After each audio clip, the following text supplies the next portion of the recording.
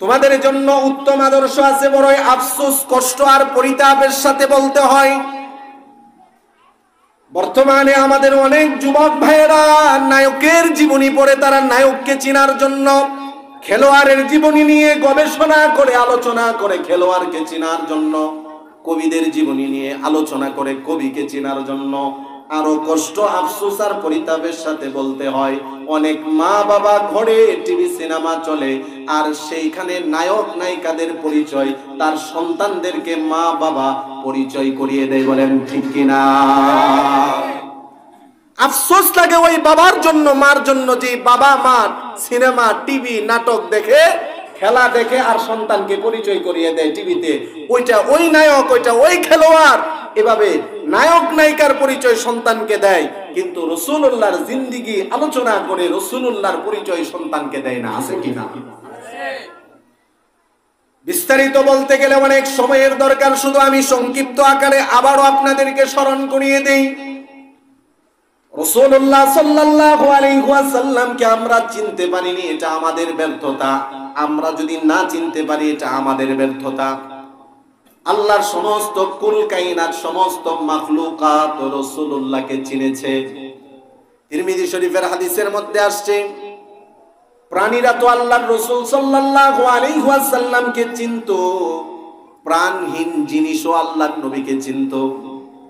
তিরমিজির বর্ণনায় হযরত আলী ইবনে আবি তালিব রাদিয়াল্লাহু তাআলা আনহু থেকে বর্ণিত হাদিস, হযরত আলী রাদিয়াল্লাহু তাআলা আনহু বলেন, কুনতু মা'আন নবী সাল্লাল্লাহু আলাইহি ওয়াসাল্লাম, আমি নবীজির সাথে ছিলাম মক্কার বিভিন্ন জায়গায় যখন যাচ্ছিলাম, মা ইস্তাকবালাহু জাবালুন ওয়ালা শাজারুন ইল্লা ওয়া হুয়া ইয়াকুল আসসালামু আলাইকা ইয়া রাসূলুল্লাহ।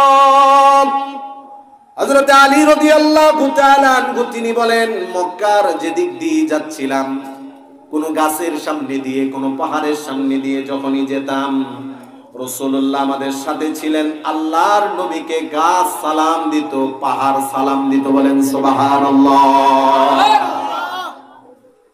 বৃক্ষ থেকে আওয়াজ আসতো, আসসালামু আলাইকা ইয়া রাসূলুল্লাহ। পাহাড় থেকে শব্দ আসতো, আওয়াজ আসতো, আসসালামু আলাইকা ইয়া রাসূলুল্লাহ।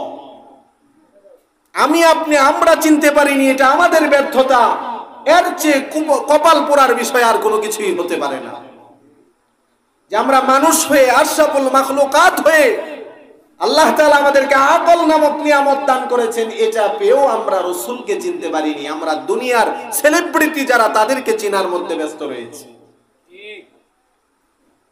রাসূলুল্লাহ সাল্লাল্লাহু আলাইহি ওয়াসাল্লামকে পাহাড় চিনেছে, রাসূলুল্লাহ সাল্লাল্লাহু আলাইহি ওয়াসাল্লামকে জীব জন্তু জানোয়ার চিনেছে, এবং তারা রাসূলের বরকত অনুভব করেছে।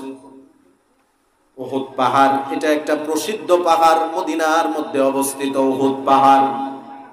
নবীজি এই উহুদ পাহাড়কে বড় মহব্বত করতেন, উহুদ পাহাড় নবীজিকে বড় মহব্বত করত। রাহমাতুল লিল আলামিন প্রতিদিন মদিনার মধ্যে প্রবেশ করতেন উহুদ পাহাড়ের সামনে দিয়ে, মদিনা থেকে বের হতেন উহুদ পাহাড়ের সামনে দিয়ে। নবীজি উহুদ পাহাড় দেখতেন, উহুদ পাহাড়ও নবীজিকে দেখতো। একদিন আল্লাহর নবী ব্যস্ততার কারণে অন্য রাস্তা দিয়ে মদিনায় প্রবেশ করলেন, উহুদ পাহাড়ের সামনে দিয়ে আর যেতে পারেননি। একদিন নবীজিকে না দেখার কারণে উহুদ পাহাড় এই বিরহে আল্লাহর কাছে কান্না শুরু করে দিয়েছে, আর আল্লাহ তার কান্না, তার ইশককে কবুল করে নিয়েছে। জিবরাইল আলাইহিস সালাতু ওয়াস সালাম আল্লাহর নবীর কাছে এসে সালাম দিয়ে বলে, ইয়া রাসূলুল্লাহ, আবার আপনি মদিনা থেকে বের হন আর উহুদ পাহাড়ের সামনের রাস্তা দিয়ে আপনি মদিনায় প্রবেশ করেন। নবীজি বললেন, ওগো জিবরাইল, কেন আমি বের হব আবার উহুদ পাহাড়ের সামনে দিয়ে মদিনায় প্রবেশ করব, তার কারণ কি? জিবরাইল আলাইহিস সালাতু ওয়াস সালাম বললেন, আজকে উহুদ পাহাড় আপনাকে না দেখতে পেরে আপনার বিরহে কান্না করেছে, আল্লাহ তার চোখের পানি কবুল করে নিয়েছে। নবীজি পাহাড়ের মহব্বত এটার হক আদায় করতে গিয়ে একটা পাহাড় রাসূলের প্রতি মহব্বত প্রদর্শন করেছে, এটার হক আদায় করতে গিয়ে নবীজি মদিনা থেকে বের হলেন। উহুদ পাহাড়ের সামনে সাহাবায়ে কেরামকে নিয়ে গিয়ে বললেন, ও আমার সাহাবীরা, হাদা জাবালুন উহুদ, এই পাহাড়টা হলো উহুদ পাহাড়। ইউহিব্বুনি ওয়া আনা উহিব্বুহু, সে আমাকে ভালোবাসে, আমি নবীও তাকে ভালোবাসি। আমাকে সে ভালোবাসে, আমি নবীও তাকে ভালোবাসি। এই কারণে মুহাদ্দিসিনে কেরামগণ ওনারা বলেন, এই ভালোবাসার কারণে জান্নাতের একটা টুকরা এই উহুদ পাহাড় হবে। সুবহানাল্লাহ। এজন্য জীবনে যদি আমরা সুখ, শান্তি, রহমত, বরকত পেতে চাই, সব ধরনের দুশ্চিন্তা, টেনশন, পেরেশানি থেকে যদি আমরা মুক্তি পেতে চাই, রাসূলুল্লাহর জিন্দেগি আমাদেরকে অবলম্বন করতে হবে। রাসূলুল্লাহর জিন্দেগি থেকে বরকত অনুভব করেছিলেন সবাই। মা আমেনা এটার বরকত অনুভব করেছেন। নবীজি যখন মা আমেনার গর্ভে এসেছে, নবীজির দাদা আব্দুল মুত্তালিবের কাছে মক্কার মহিলারা এসে অভিযোগ করলো, আব্দুল মুত্তালিব, তোমার ছেলে আব্দুল্লাহ মারা গিয়েছে, তোমার স্ত্রী ইদ্দত পালন করবে, শোক পালন করবে, তা না করে এমন সুঘ্রাণ শরীরের মধ্যে ব্যবহার করে, তার সুঘ্রাণে পুরা রাস্তা এলাকা মুখরিত হয়ে যায়।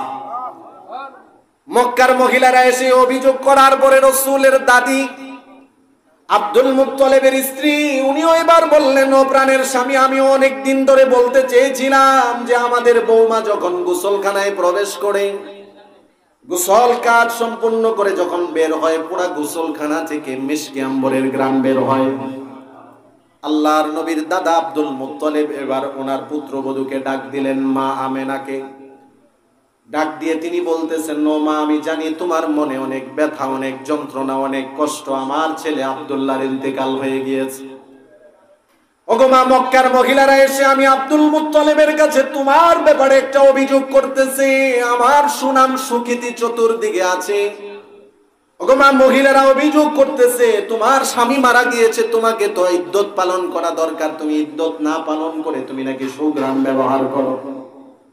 এবার মা আমেনা তিনি বলেন, ও আব্বাজান, আল্লাহর কসম, আমি ইদ্দত পালন করতেছি, সুখ পালন করতেছি, আমি কোনো সুঘ্রাণ ব্যবহার করি না।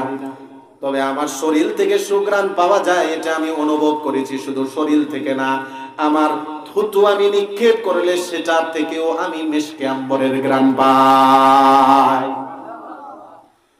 ও বাবা, এটা আমার কোনো কৃতিত্ব না, এটা এই বরকত আর এই রহমত, এটা হলো আপনার নবজাতক যে নাতি আছে আমার গর্ভে, যে আপনার নাতি এসেছে তার। আল্লাহু আকবার বলেন। লম্বা ঘটনা সিরাত ইবনে হিশামের মধ্যে এসেছে। মা আমেনা বলেন, ও বাবা, এই যে আপনার নাতি আমার গর্ভে আসার পরে আমি আরো অনেক বরকত অনুভব করেছি। আমি আপনার নাতি আমার গর্ভে আসার পরে যদি কাঁটায় পা রাখি, সেই কাঁটা আমার জন্য ফুলে পরিণত হয়ে যায়। শক্ত রাস্তায় পাথরে পা রাখলে সেটা আমার জন্য নরম হয়ে যায়। পানি সংগ্রহ করার জন্য আমি কূপে যাই পানি আনতে, কিন্তু গিয়ে দেখি কূপের নিচের পানি আমার জন্য উপরে উঠে যায়। এই বরকত অনুভব করেছেন মা আমেনা। বরকত এটা অনুভব করেছেন হযরতে হালিমাতু সাদিয়া রাদিয়াল্লাহু তাআলা আনহা। এরকম বিস্তারিত ঘটনা আপনারা শুনেছেন। আমার সংক্ষিপ্ত সময়ে বলা উদ্দেশ্য, অল্প সময়ে কোনো বিষয় সাজানো গোছানো যায় না। অনেক বড় বড় হযরত উলামায়ে কেরাম আছেন এখানে, বিশেষ করে আমাদের সকলের মুরব্বী, আমাদের সকলের শ্রদ্ধাভাজন উস্তাজুল আসাতিজা শাইখুল মাশায়েখ হযরতুল আল্লাম হযরত মাওলানা মুস্তাকিম বিল্লাহ হামিদি দামাত বারকাতুহুল আলিয়া, উনি আমাদেরকে মূল্যবান গুরুত্বপূর্ণ নসিহত পেশ করবেন। আমরা এখানে নসিহত শোনার জন্য, নেওয়ার জন্য এসেছি। মুরব্বীদের পরামর্শক্রমে, হুজুরদের পরামর্শক্রমে এখানে বসেছি।